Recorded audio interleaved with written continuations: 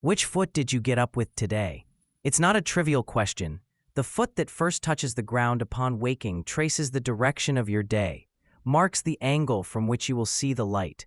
Every morning, without knowing it, you are choosing a north.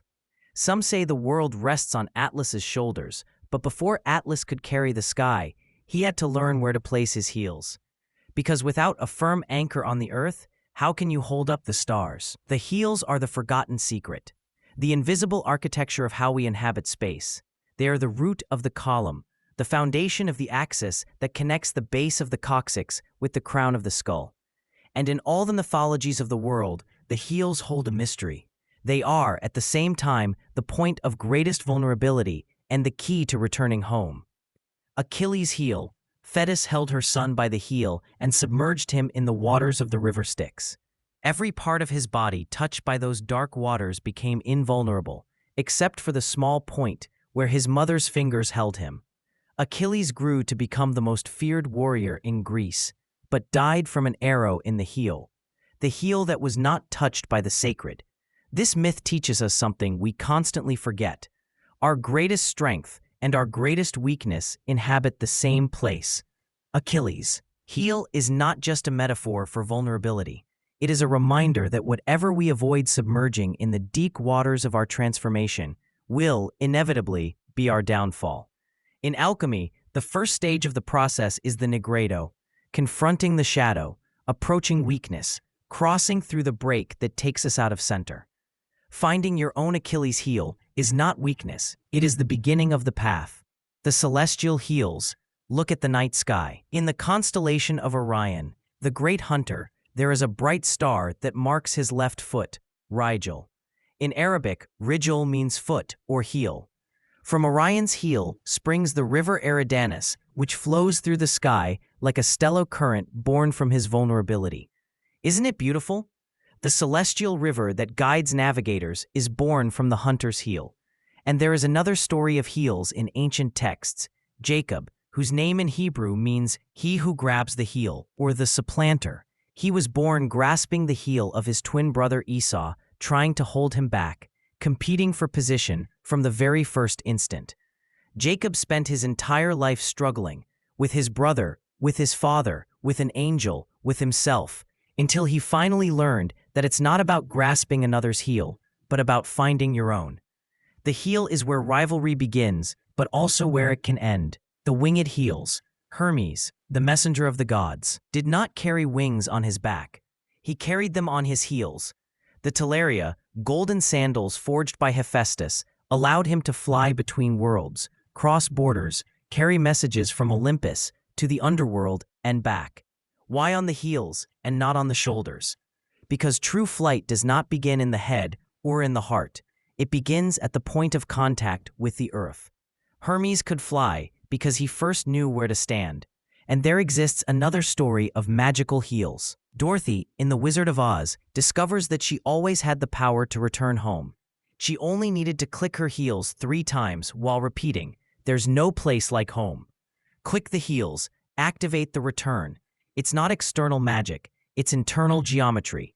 It's returning to the original angle, to the point of origin, to the place where your 2 feet form the right angle that allows you to stand in balance between heaven and earth.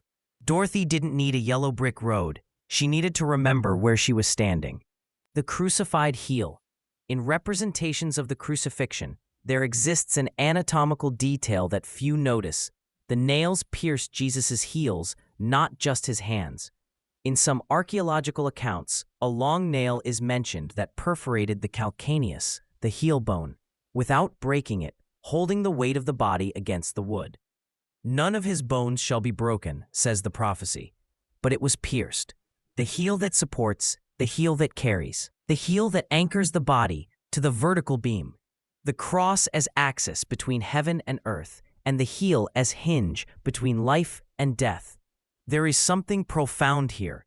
The sacrifice occurs at the point of contact with the ground, not in the head, ideas, nor in the heart, emotions, but in the feet, in action, in the step you take or don't take. The heel that walks toward death is the same one that resurrects. The heels of the world. If the human body is a map of the cosmos, then the Earth also has its heels. There is a place on the planet that functions as the Achilles heel of the world, the Sinai Peninsula. There, where the Red Sea bifurcates and the Jordan Valley extends as a tectonic fault of 7,000 kilometers, from Lake Tiberias to Mozambique, the planet breaks. Two plates slide, friction, wound each other. It is a geological wound, a sting embedded in the body of the world. And it is no coincidence that it is also the epicenter of eternal conflicts, the place where three religions dispute the land, the place where the arrow never stops piercing. But there is another heel, at the opposite end of the world, La Pitaya, in Tierra del Fuego, the southernmost point of Argentina's foot, and Glaciers National Park in Chile. The end of the road, the heel of the world, touches the cold water of the Beagle Channel, where the Atlantic and Pacific meet. Two heels, one in the north, pierced and bleeding, leaving a Red Sea in its wake. Another in the south, still, stable, and expectant.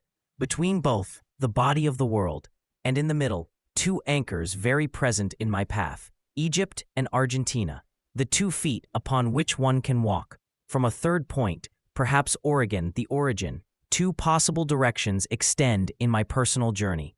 2 paths, 2 ways of standing in the world. Heel, keel. In English, there exists a play on words that contains an alchemical truth. Heel and heel sound almost identical. To heal, you must place the heel in the correct position. It's not about seeking external medicine, a remedy that someone else gives you. It's about finding your own posture, the correct position, something the Greeks call stylos, column, your style, how you dress, yes, but also how you live. And from there, your own angle. The feet, when standing, must form a 90-degree angle, the perfect square, the right angle that allows light to enter correctly, that allows waves to flow without distortion. Dorothy knew it. Pandora knew it in every angle of her box. Ancient temple builders knew it. The 90-degree angle is not arbitrary. It is the geometry of clear perception. When your 2 feet anchor at a right angle, 3 engines align. The mind, the head, thought, the scarecrow, the heart, the chest, emotion. The cowardly lion, the action, the belly, the feet, the will, the Tin Man. These 3 engines are what allow you to move in the world, but they must be coordinated. If the mind thinks one thing, the heart feels another, and the feet walk toward a third place, you fragment, you get lost. The Wizard of Oz understands this. He is an alchemist of perception. The Emerald City shines with a light that seems magical. But the magic is in the green lenses that the wizard forces everyone to wear. It's not the city that shines, it's your way of looking at it. And this connects us to the Emerald Tablets of Thoth, those ancient laws that taught how to find the correct angle of perception.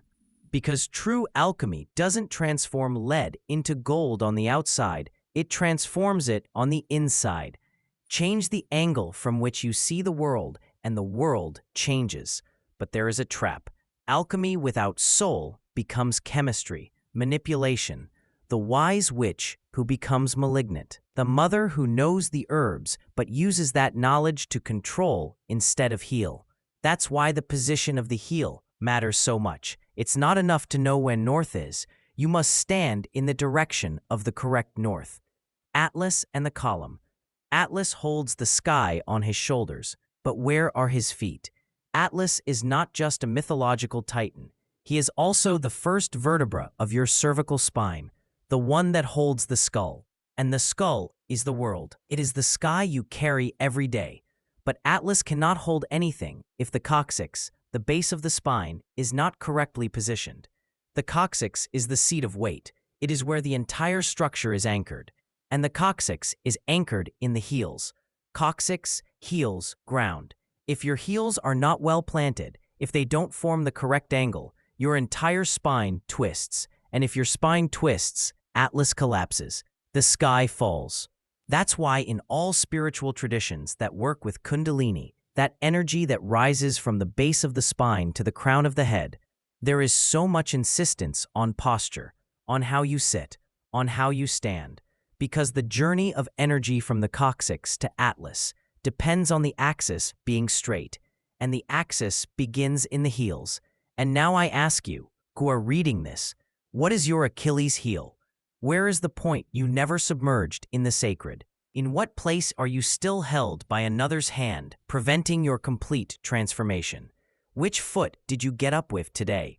Do your feet form a 90-degree angle, or are you standing at a crooked angle that distorts all your perception? Are your three engines aligned? Mind, heart, action. Or does each pull in a different direction?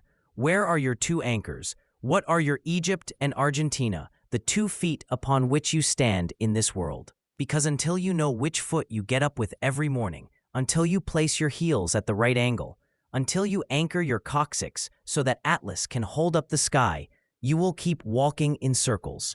The world rests on heels.